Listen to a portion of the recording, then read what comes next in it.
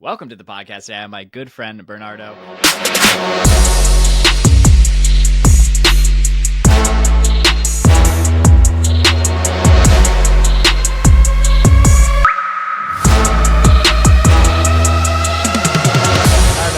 Welcome yourself in and talk to us a little bit about your role at Replicats and what you guys are hoping to accomplish there. Of course. Thanks again, Jax. Great to be here again. At Replicats, we are redesigning investment management for retail users. So for regular people, like people that saves money, doesn't know how to deal with their investments, what to do with the money that they saved, using AI first, not only LLMs, using specialized models, using quant models, to make the decisions, to analyze the markets, to analyze investments and optimize portfolios. And we use blockchain on the execution part of the company. So everything is traded on chain. Right now, we've been with our first agent on base, but we are exploring 0G. At the moment, we already integrated with their storage system, and we have other plans with 0G now. So we are understanding how the whole decentralized AI fits our business model as well. And I'm really happy to share that like this month we're going to release the V1 of our products. It's been 6 months of work, so I'm really proud to be coming to share this. Happy to take any questions and We're very excited to hear about how you integrated with 0G, but like just so we can get a better understanding for the listeners that maybe aren't as familiar with finance and agents and all of that kind of jazz. Let's talk a little bit about what a user could use a Replicats agent for. Yeah, so we're thinking of regular investors, right? Like people that have a regular job, not crypto degens us. From emerging markets, right? Like people that I'm Brazilian, as you can tell, people that comes from, Latin America, Africa, Southeast Asia, countries that doesn't have a good monetary system or sometimes a good financial system, capital markets, and they do want to have solid investments, right? Like sometimes their currency devaluates a lot over time, so they lose a lot of money to inflation, to devaluation, and so on. So we're thinking of this user in mind, right? And we're making everything easy to them. So they don't need to learn or understand about finance and investments. They don't need to learn or understand about blockchain or capital markets, crypto, anything like that. They can onboard. They're gonna have a AI conversational experience, and this AI will help them going through all the investment process for them. If they want, they can just leave the investment AI manage the portfolio for them. And so it's just like, deposit, you pick simple decisions like, your style, what assets you don't want. Like we want to have not only crypto assets like Bitcoin, Ethereum, Solana. We want to have gold, S&P 500, stocks, treasuries, right? Like so more on the direction of RWAs and tokenization. So the user will pick like, this is my preferred assets, or I don't even know this. You can pick for me.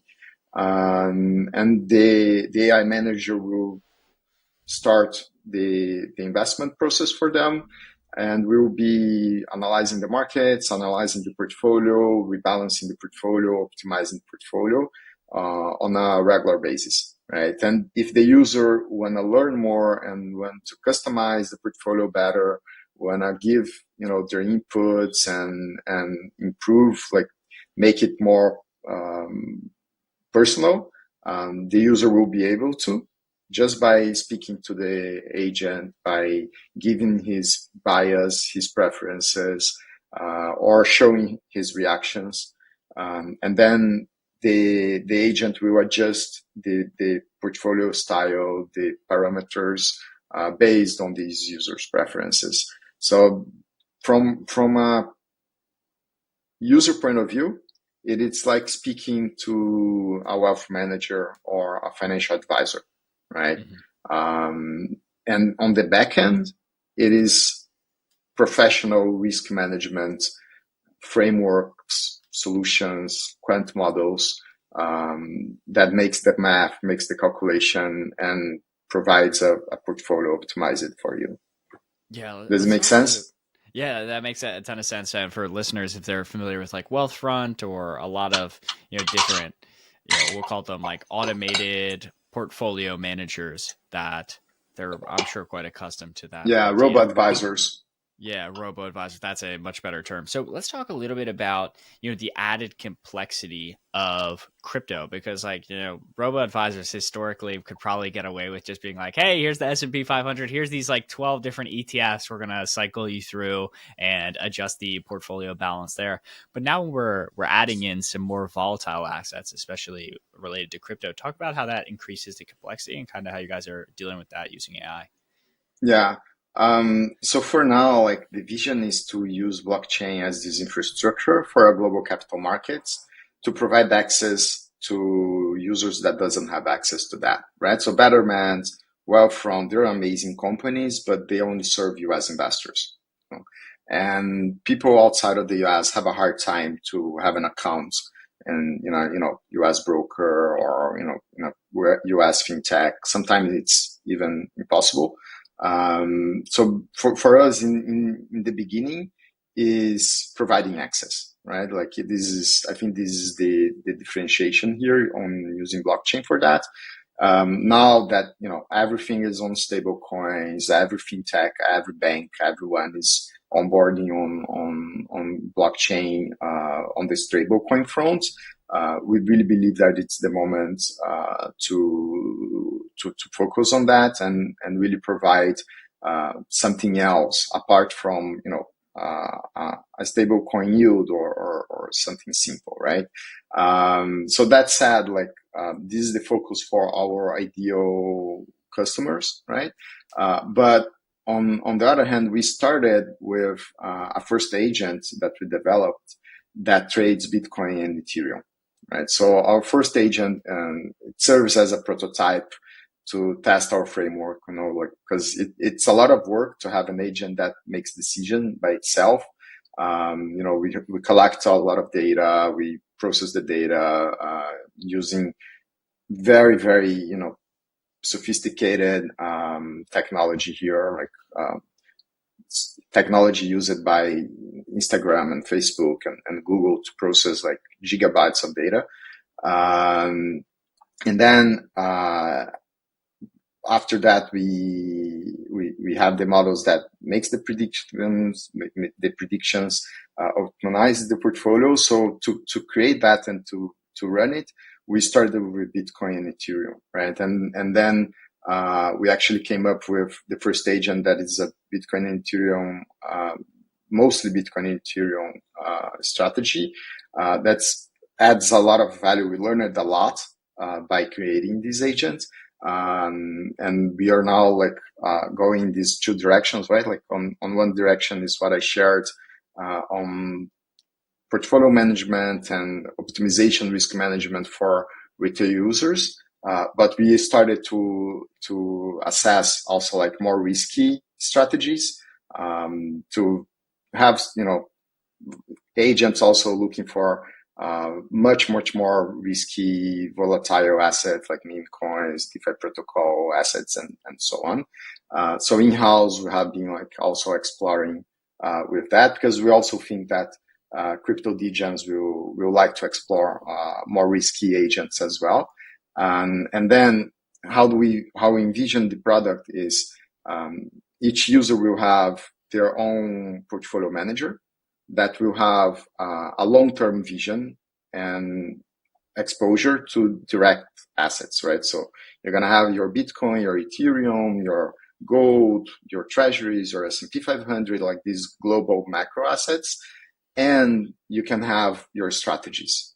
And these strategies are independent agents. So they're like hedge funds or portfolio agents inside your strategies that, depending on your risk profile, you can go for more risky strategies, less risky strategies, and so on. So this is the direction that we're going based on like what we learned on this first agent that we developed. The first version of the platform that we are launching this month is this first strategy that anybody will be able to launch and deploy. So you're going to have this first agent deployed on your wallet, managing your money with this Bitcoin Ethereum strategy there. Yeah, that makes complete sense. And one thing I've often found is people start to get confused when we talk about like, oh, well, we released this agent and like, oh, are there updates, or is there like, agents underpinning even the individual agents? Talk to us a little bit about the process of creating an agent that does all of this kind of, portfolio management. Yeah. I think was the 6 months in my life that I learned the most. Coming from TradFi, I know a lot about TradFi, asset management, and wealth management in general. We have been in crypto since 2013, so also learned a little bit about crypto already in this past 11 or 12 years. But these 6 months, I learned so much more about Quant. I think like Quant, this very esoteric topic, like they speak a different language, like they have all these methodologies and ideas that are kind of different, even for my TradFi experience, like was new. And as we started, like we had when we launched the idea in January, we had a vision, right? Like, oh, so let's use specialized models, quant models, to make decisions on portfolio management in crypto. So we had this in mind. But when we started to dive deeper on, what is required from a tech perspective to have 10,000 users with 10,000 agents simultaneously, that's a big challenge to have. And then we needed to dig deeper. So nowadays, like we built our own framework, and even if we were still to launch the first version, we had already like 3 versions internally. We redesigned it, refactored a lot of the code internally already, because we knew that, maybe the first prototype that we launched in February, it could manage 2 or 3 wallets. And then we saw like, okay, we cannot ship something that will manage 5, 10 wallets at most, right? So we need to rework there. And then we evolved and we discovered that we had another challenge here and there. So in parallel, we were like evolving a lot. I was learning a lot on the quant side. I have a quant team now, like 2 people full time and 3 people like advising us on a regular basis. On the tech team, I think I have 5 people full time now, and some advisors for specific stuff also. And when we put everything together, like it's complex, like it's really not simple. So I see a lot of the players out there are like doing some very, very cool stuff. And I'm like, okay, like I know how hard this is. Like, like I know how hard this is. And I've been speaking with some VCs lately that are like, this is still early, right? Like this it's going to take some years to evolve to a point where we're going to see, a consumer AI application that actually can have millions of users, right? Because there's so many bottlenecks on the LLM front, on the data front, on the tech front. Like it is very complex. Yeah, let's talk about some of the bottlenecks, because I think many of us sometimes, maybe even the more pessimistic people, are like, "Hey, it's going to take over the world tomorrow," and other people that are actually building in the space are like, "I don't know, everything's kind of hard still." So, talk to us a little bit about like what still needs to be built out from like an AI tooling perspective, just for the industry in general. Yeah. So I'm gonna share my 2 cents, right? Like Yeah. because there's so many frontiers in the AI space, and I'm I'm not a technical person. I'm come from business and investments, but what we are facing is LLM is the hype, right? Like and of course it's amazing. I use ChatGPT all the time. Everybody knows it, and so on. But for the specific problem that we're addressing, LLMs are not the solution. Like they hallucinate, they they're not good with numbers. They even with memory and the capacity to have databases and so on. It is not enough. It's not sufficient, right? Like you cannot have 10,000 users and give a math problem to an LLM that will have different answers to 10,000 users, right? Like it doesn't make sense. So our challenge is how to use the LLM in the right stage of the product, right? So we've been using the quant models, the foundational models, time series models, and so uh, on the portfolio management, on the math. That's the brain part of the agent, right? And then the LLM comes in the conversational part, in the mouth and ears. So the LLM understand what is happening in the brain part and can explain that to the user in a more simple language, right? Translating all the quant financial jargon and parameters to a user that doesn't need to understand that in the first place, right? And the other way around, right? Like if you ask me to personalize my Black Litterman model using HRP, whatever, I have no idea. But with the help of an LLM, I can say like, hey, I'm feeling, not comfortable with the portfolio the way it is now. It is, too volatile. I don't think it's, the right composition. Can you help me improving it? And the LLM can help me translating my feelings, my impression about my portfolio to the quant models, improving the parameters in the best way possible for me. So and this is like in my perspective from what we've been learning, like this is the challenge for us, like trying to navigate the LLM part that is really really interesting for a consumer product with traditional solid value proposition that doesn't come from the LLM. The LLM doesn't solve everything, right? So that's how we're like iterating on our product here to solve that. And I have an LLM person that has been working with LLMs for 10 years or so. And this guy has been teaching us a lot on like how to proper have an evaluation measure for the improvement of the prompts that you're using, right? Like, so if you change your model, how do you evaluate that the consistency is actually better than what you were using before? Because it's not one or two tests asking 3 questions that you're gonna have that. And it is a frontier, right? Like, so being like exploring so much different frontiers to actually build a product that it is, in my opinion, like it is gonna happen. If it's us, if it's not us, it's gonna happen. Like this, it's kind of obvious that it's gonna happen, right? So this is my 2 cents here. Yeah, and I'd love to, because ultimately you guys did decide to integrate with Zero G as a partner. So, what made you decide to come on board? I'm always interested to see what makes people want to build with us. Yeah, it was definitely the vision.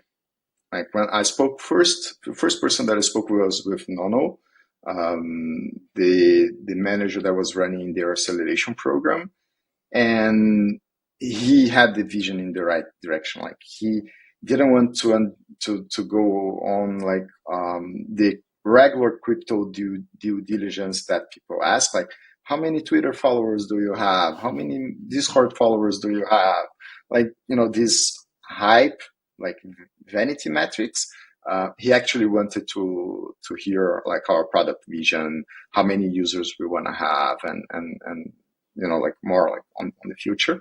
And then after that, I spoke with George, spoke with Michael, with Ada, the leadership team that I'm more connected in the Zero G Foundation, and I understood like the long term vision, right? Like they know that this is a decade, evolution. It's not a short term cycle company, right? Like it's they're really looking how decentralization actually brings value to the AI field, and that's what like made us connect. Because I'm from our perspective, we have a lot of risks. We're still like a very early startup, still to launch the first product. But we want to be successful. If we're successful, we want to hit big. We don't want to be XYZ on X chain. Like we want to build a product that actually helps millions of people in the future. And Zero G has this same kind of mindset, same kind of vision, right? Like a whole platform for decentralized AI that's actually important for humanity. So this is what made us like decide to work together. Nice, nice. Well, I'm excited to see you guys launch and do more stuff with Zero G. And I'd also love to ask a little bit, because we were talking about this off camera, is a little bit about some of the adoption of crypto in Brazil. I think many people many people from the US don't realize how big Brazil is as a country. Like it's practically the size of the continental US. So talk to us a little bit about adoption there and what you see from, yeah, just like Web3 talent, all of those things. Yeah, sure. So at first, like 10 years ago, 12 years ago, the crypto community in Brazil was pretty much like libertarians, uh, Bitcoin maxis and so on. And then with Ethereum, we started to see more like technology people joining, like on the vision of smart contracts and decentralized computing and so on. And I think that was very interesting. Brazil has a very, very solid developer community. We have very, very creative developers here. And after a few years with the growth of the space, retail people really enjoyed crypto here. Like I think there was the 2000 or 2019, 2020. I think we had more crypto investors already than stock investors. So like I worked for a while for Mercado Bitcoin, the largest exchange in Latin America, and we had like more than, I think at the time it was like 2 million, 3 million people, more than the Brazilian stock exchange, right? So and the reason is Brazilians really like to learn new things. They're very social, right? Like social media usage in Brazil is huge since the times of MySpace and Orkut and like pre-Facebook. People like to speculate, right? Like Brazilians, like they want to learn the new thing, they want to test it out.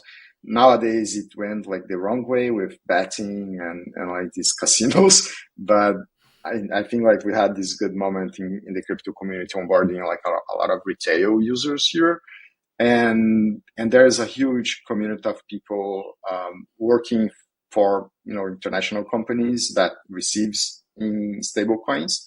It's much easier. So the cross-border payments value proposition for stablecoins in Brazil is huge. Like it's a killer app for crypto in Brazil. I know many people, designers, developers that work for regular companies, not only crypto Web3 companies, right? But like regular companies, and they receive in stable coins and off ramp to Brazilian reais.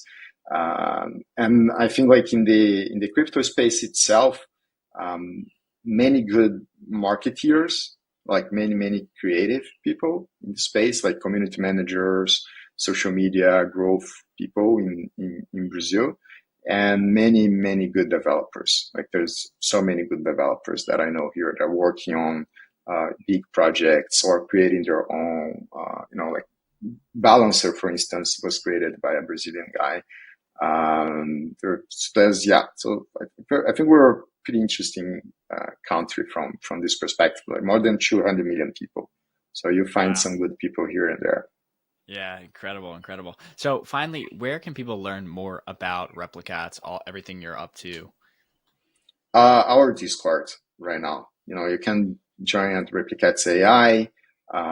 Find the link there to our Discord. We're holding bi-weekly community calls where we share more, insights from what we're developing, and we have a cohort or beta users that we give more access to our stage environment. They can test the terminal. They can give us, feedback and help us a lot, like on building the product. So if you're more interested in going to the tech part of it, I definitely recommend that. And we are, always available to have a call, show what we're building and integrating with. Now we're working with this integration on 0G on. We already integrated with the storage. Now we're exploring the blockchain itself, the inference. So we're always working on expanding partnerships and integrations as well. Very exciting, very exciting. Yeah, so finally, where can people find you on Twitter? Bernardo RQ and Replicates AI. Awesome. And I'll put that in the description. Until the next time, let's continue building the future of on-chain AI.